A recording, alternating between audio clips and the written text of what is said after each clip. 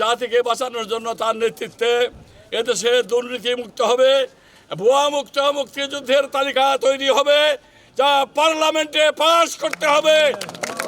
আমাদের অধিকার প্রতিষ্ঠার জন্য আমাদের সম্মানকে নির্ণয় করতে হবে, আমাদের স্ট্যাটাসকে নির্ণয় করতে হবে এবং আমাদের এই মুক্তিযুদ্ধের পুনর্বাসনের সরকারি কর্মকর্তার, সেনাবাহিনী, পুলিশ, বিহার যারা ছিল তখন, তাদের যদি পুনর্বাসন ব্যবস্থা হয়ে থাকে, মুক্তিযোদ্ধাদেরও পুনর্বাসন ব্যবস্থা তার অধিকার রাখে।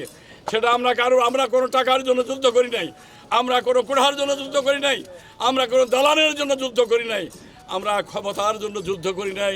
জনতা এই দেশের স্বাধীনতা রক্ত দিয়ে হাজারো হাজারো লাখো লোক রক্ত দিয়েছে।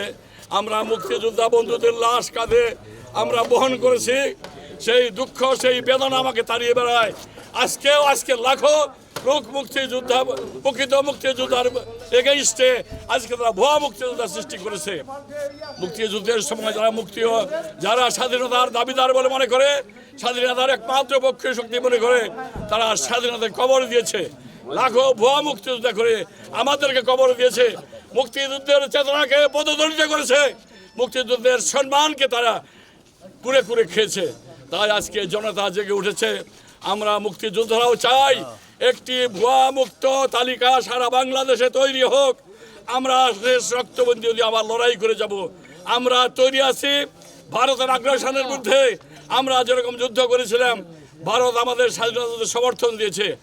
আমরা দক্ষিণা কম দেই নাই, হাজার হাজার লাখ অস্ত্র নিয়ে গিয়েছে। এদেশের ব্যাংক থেকে সোনা দানা লুট করে মার্কেট থেকে কিনে নিয়ে গেছে। স্বাধীনতা আজকে নির্ভরশীল ভারতীয় পণ্যে উৎপাদিত পণ্য বাংলাদেশে পাচার হয়ে আসে।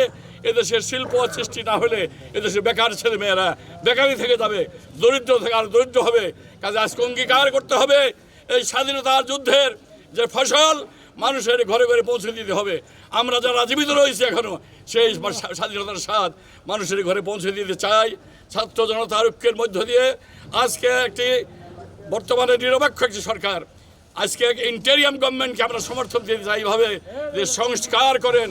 মানুষের টাকা যে খেয়েছে, মানুষেরকে যে খুন করেছে, গুম করেছে, এদেশের যারা প্রতিবাদ করে তারা জেলে ঢুকিয়েছে লাখো লাখো লোক, হাজারো হাজারো মিথ্যা মামলা, লাখো লাখো দলমতপন্থী সকল মানুষকে জেলে দিয়েছে।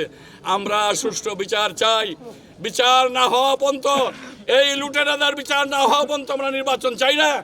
এই সমস্ত লুটপাটকারীদের বিচার করা হোক, তারপরে দেশের গণতন্ত্রের জন্য নির্বাচন হোক, সেটাকে আমরা সমর্থন করি। আজকে আমাদের সঙ্গে ডিসি মহোদয় আমাদের সঙ্গে আছেন। উনি আমাদের ভারপ্রাপ্ত সংসদের কমান্ডার। সামনে হয়তো মুক্তিযোদ্ধা কেন্দ্রীয় কমান্ড কাউন্সিল খুব অনতিবিলম্বে আজকে ঘোষণা করা হবে। আমরা তখন ঝাঁপিয়ে পড়ব, যারা মুক্তিযোদ্ধা রয়েছে তারা আমরা এই বয়সে আমরা ঝাঁপিয়ে পড়ব মুক্তিযুদ্ধের সত্যিকারের চেতনাকে সমুন্নত করার জন্য, মুক্তিযুদ্ধের সত্যিকার ইতিহাস নির্ণয় করার জন্য। আমরা যেখানে যুদ্ধ করতে সেখানে যাব, আমরা যে সেই জায়গা শনাক্ত করব, বীর গাথা সেই মুক্তি ইতিহাস, যারা আমরা কে কোথায় যুদ্ধ করেছি সেগুলো ইতিহাসে লিপিবদ্ধ করতে হবে এবং সেগুলো মানুষের অধিকার আমরা ফিরিয়ে দিতে চাই।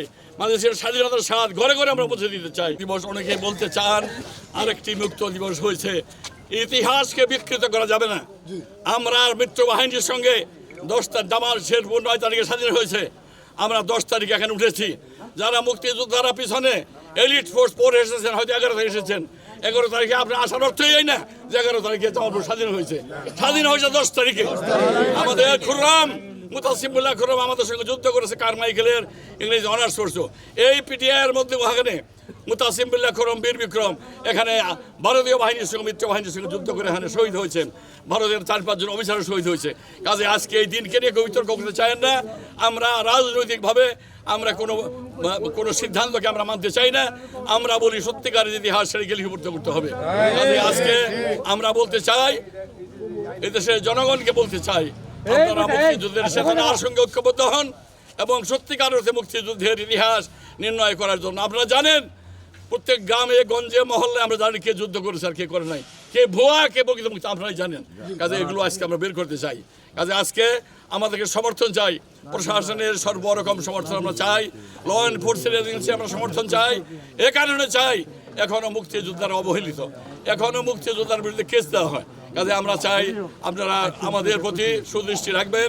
আপনারা আজকে ডিসি হয়েছেন, এসপি হয়েছেন, আমি মন্ত্রী হয়েছি, আমার ভাইয়েরা কিছু হইতে পারে নাই, এরা এমপি হয় নাই, ইউনিয়ন পরিষদের চেয়ারম্যান হইতে পারে নাই। কাজে আমরা বলতে চাই মুক্তিযোদ্ধাদের সম্মান নির্ণয় করতে হবে। তাদেরকে দেখলে, তাদেরকে আপনাদের কাছে গেলে ভালোবাসবেন, আদর করে বুকে টেনে নেবেন, যাদের সমস্যা আছে শুনবেন, এরা এই জাতির শ্রেষ্ঠ সন্তান, এই কথা স্বীকার করতে হবে, মন মুখে না, অন্তরে স্বীকার করতে হবে। কাজে আমরা শেষ করতে চাই, আরেকবার বলতে চাই, মুক্তিযুদ্ধের হাতিয়ার